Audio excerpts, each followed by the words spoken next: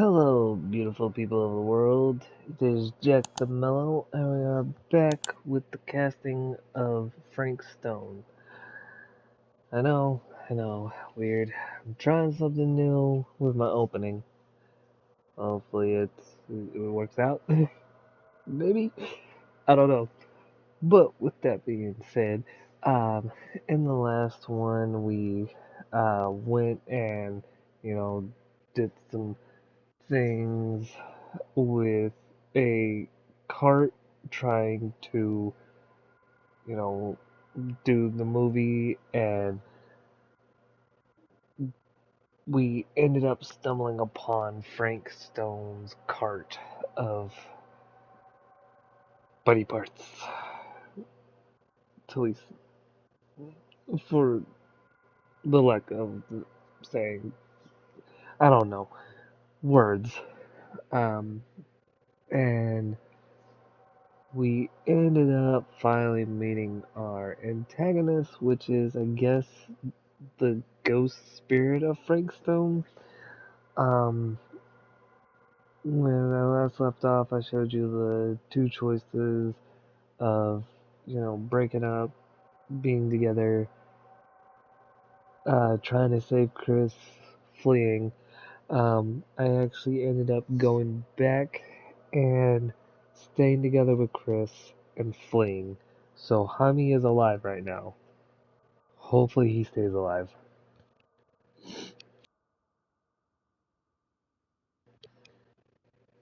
Or hopefully I can keep him alive. The lack of saying. Um, but with that being the finder, oh, and we're starting at Beyond the Gate in 2024.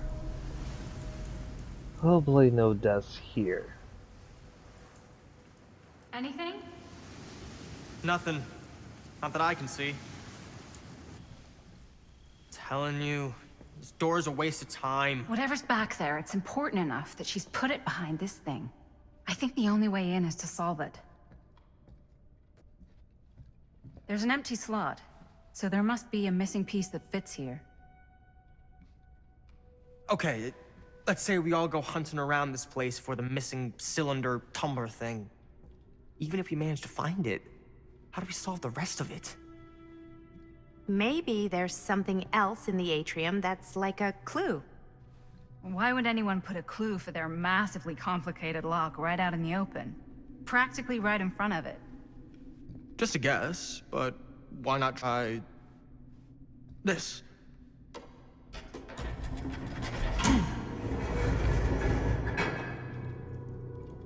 Good guess. Well, I wasn't actually expecting that to work. Almost like you knew.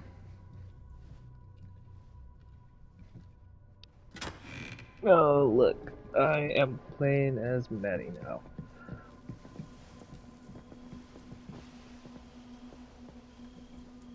Yep, only 4 more trinkets left. That last one was so long.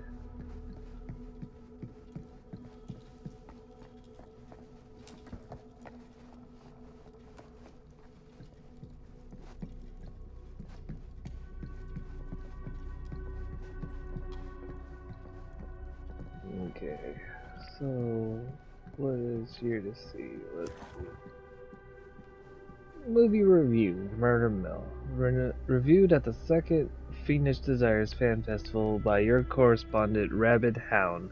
At first glance, the only real issue with Murder Mill is its unskillful composition, the cinematic equivalent of your sister's kids putting on a play for the family before Thanksgiving dinner. The film sadly begins to dissolve into a vehicle for the filmmakers to not scare us, the audience, but instead show us how many others better horror films they've seen. The thing is, these aspects are not unusual in the genre and have, more or less, become par for the course on the festival circuits. What was unusual, however, was the oddly unsettling feeling that blanketed the 10 p.m. audience from the first frame. Not honestly cannot explain why. The overall sense of dread that evening was palpable, and unlike anything I had experienced before or am keen to experience again. The screening was mercifully cut short, though, as two festival goers began to assault nearby audience members before turning on one another, turning what was a below-average movie-going experience into an absolute uh, pandemonium. This reviewer could not get out of that theater fast enough. I'm not sure if this is a trick or a gimmick of some kind. On the part of the filmmakers, I'm not sure how that would even happen, but I have to imagine anyone with the mind to do something so devious would make a much better film than this. Dang. Somebody really did not like that film. What was that stuff? Oh, hey, look what I found. Another doll. The Legion, the friendship bound in blood.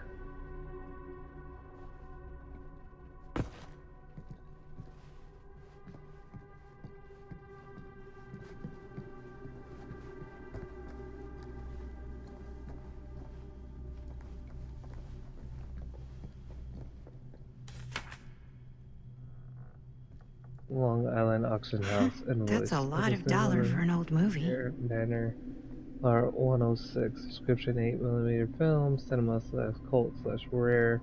Quantity 1 times. Price $10,120.20. Total tax 2024. Amount due 12,144.20. Jesus. Augustine has paid large sums for other 8mm films apart from Linda, Maddie, and Stan's Murder Hill film reels. One of the two.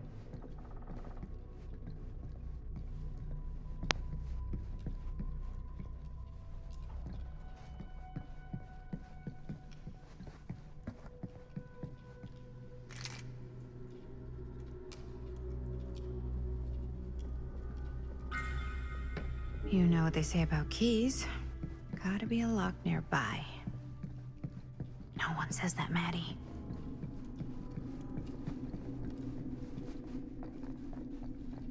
Linda all of them all way.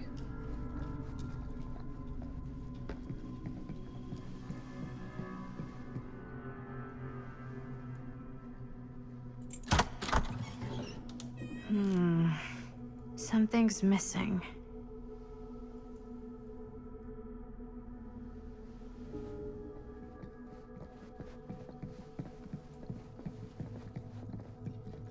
Something this weird has to be important. Does it open?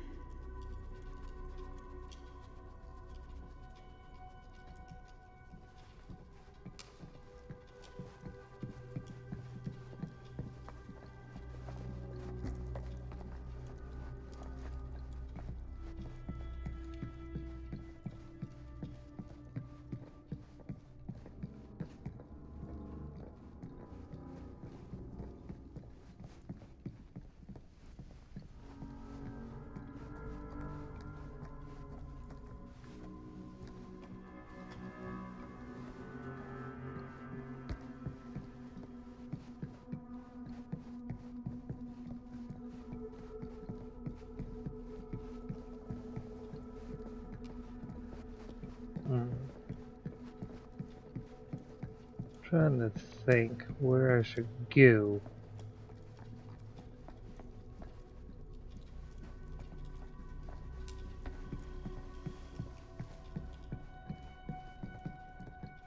Bust. Thing for the door. Book. Get out of my way. God bless it.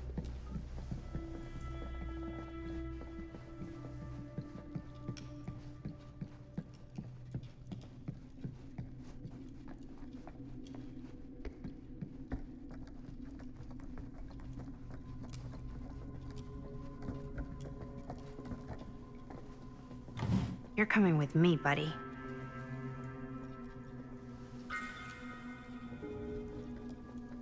Okay. I just took the tree and was like, mine.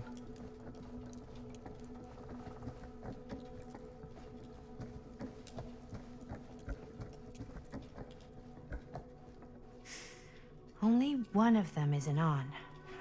Wonder what Augustine got in there.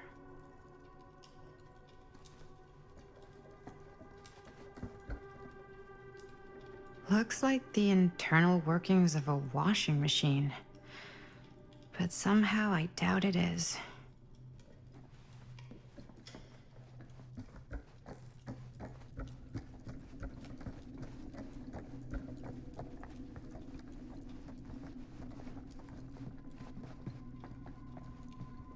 They're following me now. And I don't like it. Leave me alone. Okay. Uh-oh.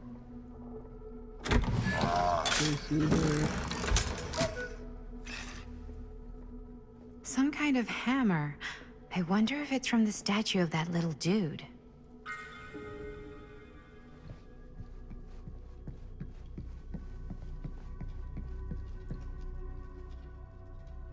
One hillbilly and his hammer reunited. Okay, time to unlock that gate.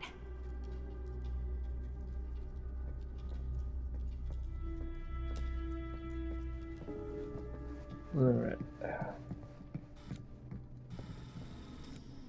What prize lies behind the mystery door?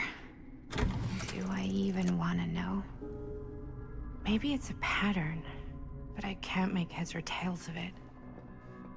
Or heads and heads, and heads.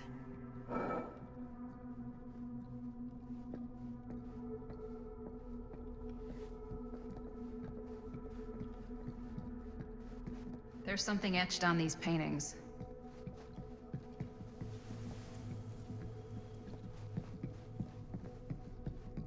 Oh, house, tree, hammer. Okay.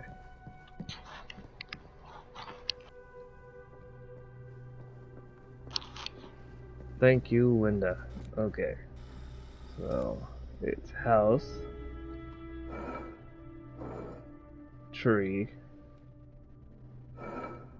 hammer.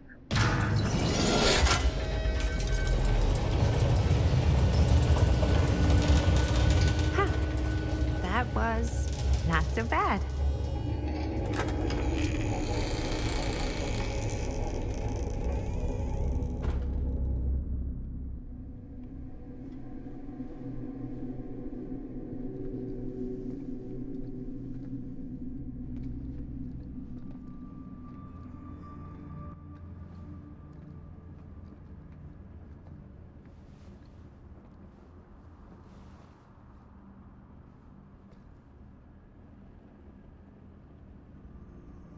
Well, if you were hoping for some insight into how Augustine's mind works, I think you got your wish.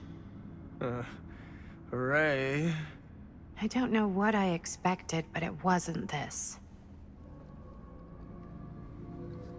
Let's take a look around. Be careful.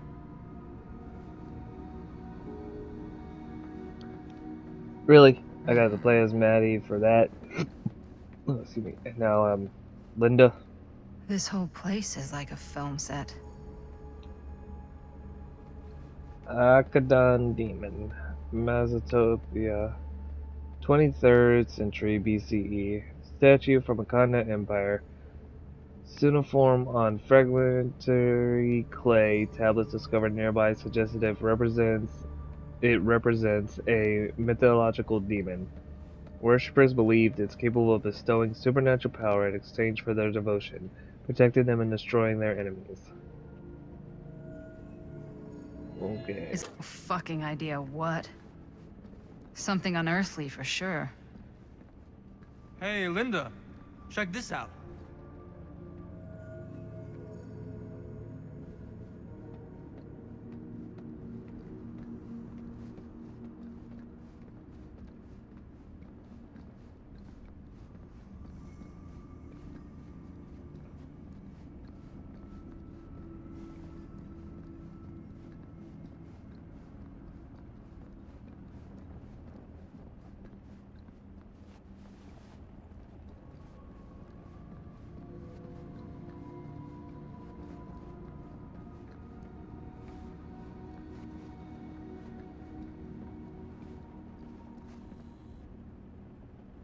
Is that dried blood?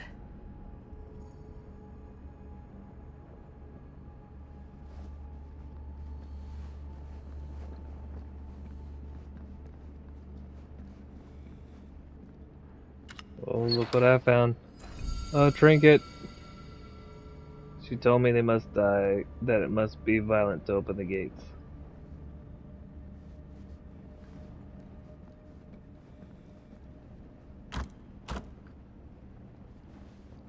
Of course.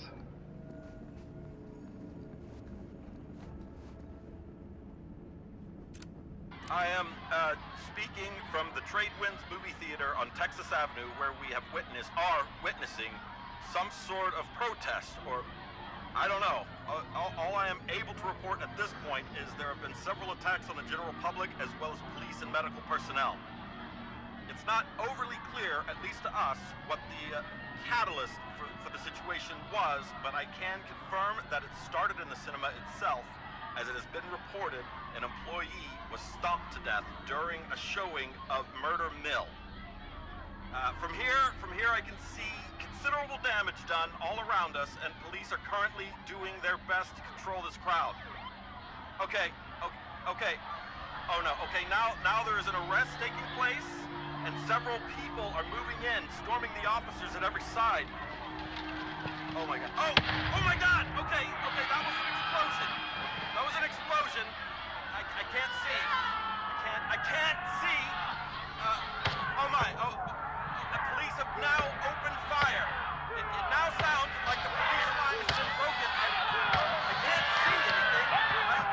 Oh my god! Oh god! Oh god! Holy shit. Rumors are true about Murder Mill inciting violent rage and audience.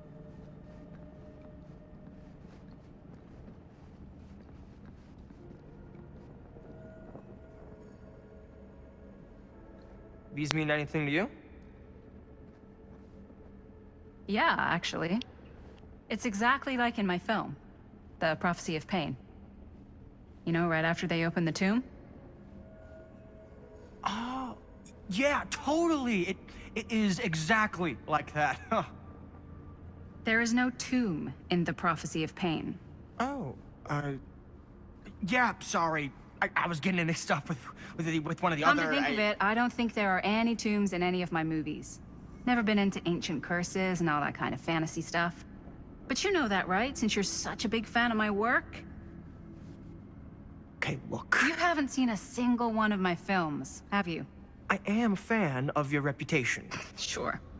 Honestly, just when it comes to movies, I'm more of a... kind of guy. Like, crowd pleaser. Is it Cliff Barra? My films examine the persistence of evil in the heart of humanity. I'm sorry they're not crowd-pleasing enough for you. But now that you've shown your hand, why don't you tell me how you actually came into possession of the film? Well, if that's what you want to know, I'm afraid I am gonna need something in exchange.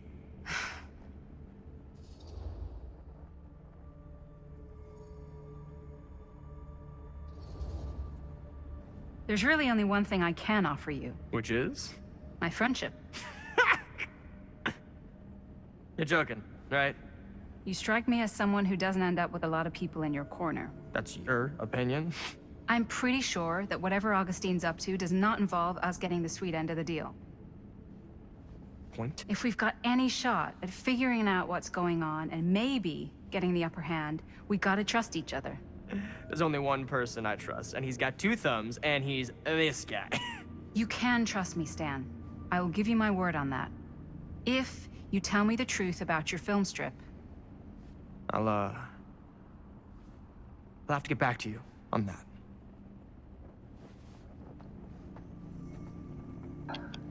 This guy.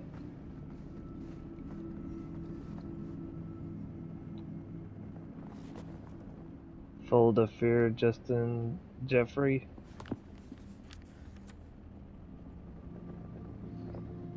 Oh, getting back to the settlement would have been an easy few hours, but the starlight was now suffocated, strangled by storm clouds.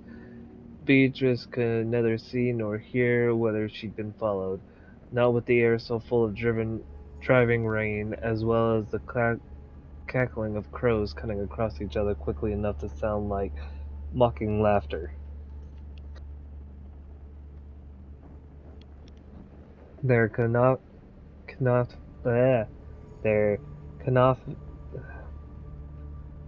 That word, if you see it there and want to read it, there it is. Never seemed to fade, no matter how much distance she put between herself and the stage. At least she couldn't hear the squelching, the slithering, the screaming. Yet she still pushed on through into the roaring darkness. There was no way she could stop, not now, not when she had no clue where that thing might be, the thing that Stampard had called, conjured, created, not when the memory of its rising from the sludge and ripping Ron apart was still burning bright in her mind.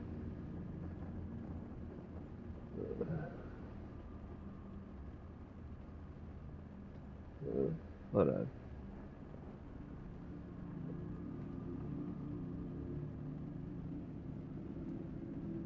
So, hold on. Swallows, cackling of crows, crowding close to each other enough to sound like mocking laughter.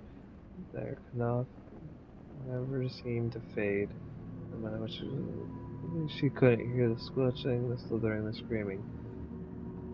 She felt her footing slide out from underneath the wet sand, having turned more like mud in the rain. Beatrice cried out as she slammed face first into the mulchy ground with such velocity she couldn't even raise an arm to brace herself against the impact. Badly winded, she fought hard to draw in breath. She felt a stinging of pain in her hand and realized it was bleeding, cut open against the sharp stone. She wanted to cry out, vent her rage against the further cruel.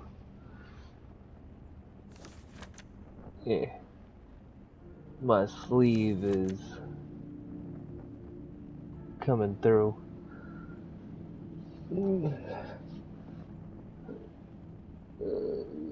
Cruel turmoil. That's what I'm gonna think it says. But she knew she couldn't indulge in despair. Knew she had to get up, keep moving, somehow find her way back. She forced herself to her feet and took a few tentative steps forward, finding to her horror that the ankle which gave way when she slipped still felt shaky, like it might give way again at any minute. Yet she still pushed on through. Oh. She pictured the look of desperation on his face as he begged her to run, right before it tore him into three, and the field had collapsed into bedlam. She had done as Ron commanded, sprinting away from the scene of horror fast as she could, not daring to look back she the air behind her filled with sounds of horror. The ground began to incline upward. Beatrice felt a few soft tufts of grass beneath her toes. She reached a bleeding hand out to feel the way forward. The cliffs, the settlement wasn't far. If she could only reach it, she'd be able to send word, call for help, rescue, escape, trying to calm her thundering heart at least while moving across across this treacherous path. She snuck in a conscious breath and held the rock face while shimming carefully around it. Above the rain was abating patches of moonlight punctured the black clouds, illuminating the route, helping guide her back. She began to hope the settlement wasn't a long way inland. From the stage where Stamper's creatures had risen, it couldn't have gotten there before her, could it? She closed off the possibility in her mind. It began altogether too terrible to explore further. She focused instead on the growing possibility of survival, represented by the settlement and its resources. I'm getting closer, getting closer, getting closer. This is what Beatrice repeated in her mind over and over and over again. Stopping only once, she realized it was turning into a mantra. After everything Stampard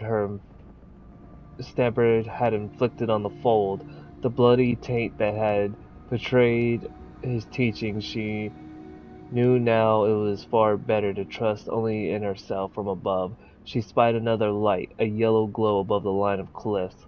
The settlement, the little village was close.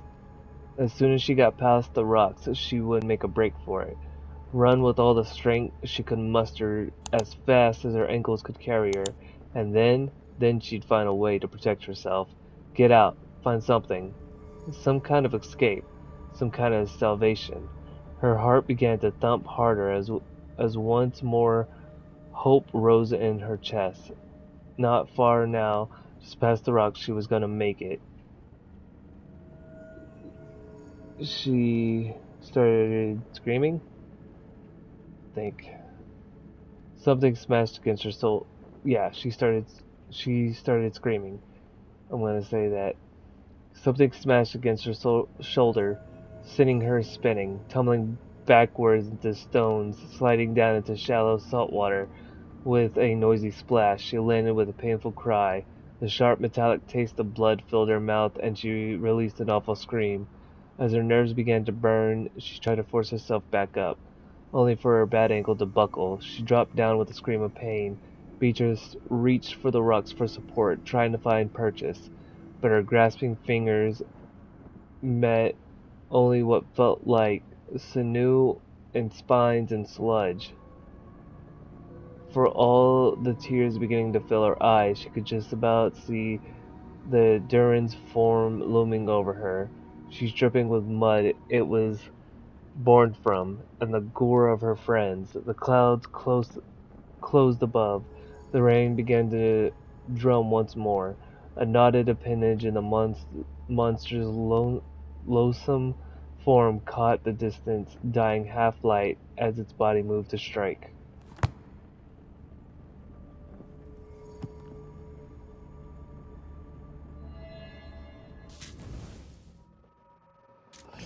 Okay.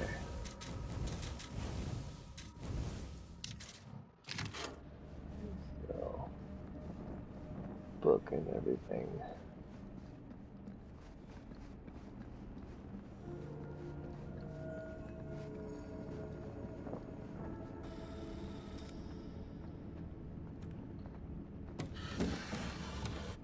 This is... No. There's no way. It can't be. Hey, Linda. You should really come see.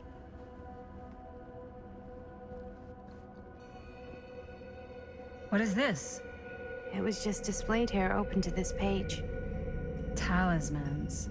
Contain wells of great power, can take many physical forms, often manifest as keepsakes of past victims. Victims? Keepsakes of past victims, which can become protective talismans for those who bear them. What do you think it means? I don't know. But it must be important to Augustine if it was left open on this page. Maybe it's...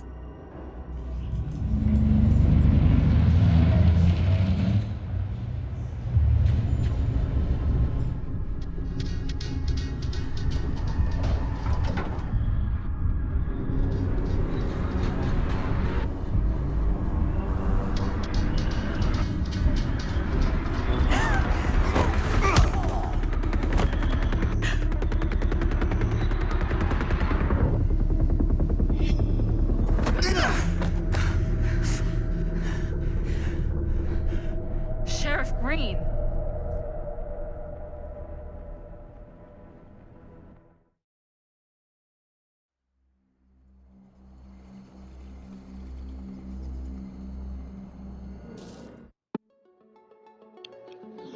Okay, so that looks like that's that.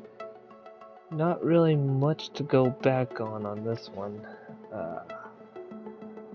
Yeah, I didn't really see much of choices being flippy floppy on this, unless, you know, you want me to go back and do some of those other things.